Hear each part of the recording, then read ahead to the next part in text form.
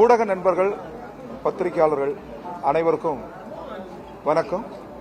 தமிழக முதல்வர் இன்றைக்கு மரியாதை நிமித்தமாகவும் தொழிலாளர்களின் பல்வேறு கோரிக்கைகளை அவரிடம் முன்மொழிந்தும் பேசுகிற வாய்ப்பு கிடைத்தது, உரையாடும் வாய்ப்பு கிடைத்தது.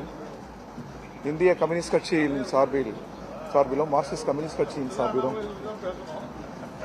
பல மூத்த முன்னணி தோழர்கள் அனைவரும் கூட்டாக நாங்கள் சந்தித்தோம். இந்த அரசு உழைக்கிற மக்களின் கோரிக்கைகளுக்கு முழு கவனம் செலுத்த வேண்டும்.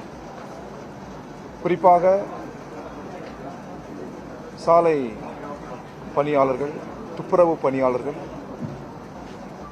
பல்வேறு மாநிலங்களை கடந்து வந்து ஒப்பந்த அடிப்படையில் பணிபுரிகிற ஏழை கூலி தொழிலாளர்கள், இவர்களின் வாழ்விடங்கள், பணி பாதுகாப்பு குறித்து அரசு ஆழ்ந்த சிந்தனைகளை மேற்கொள்ள வேண்டும் என்று நாங்கள் வலியுறுத்தியிருக்கிறோம்.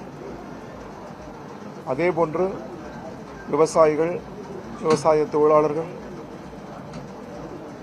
மற்றும் தொழிலாளர்கள், ஆலையில் பணிபுரிகிற தொழிலாளர்கள், அரசு ஊழியர்கள், பல்வேறு கோரிக்கைகள் கிடப்பில் இருக்கிறது.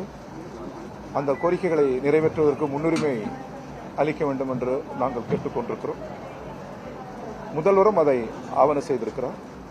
இரண்டு கட்சியின் தலைவர்களும் பல்வேறு கோரிக்கைகளை அவரவர் சார்ந்த துறை சார்ந்த பலர் இங்கே இருக்கிறோம்.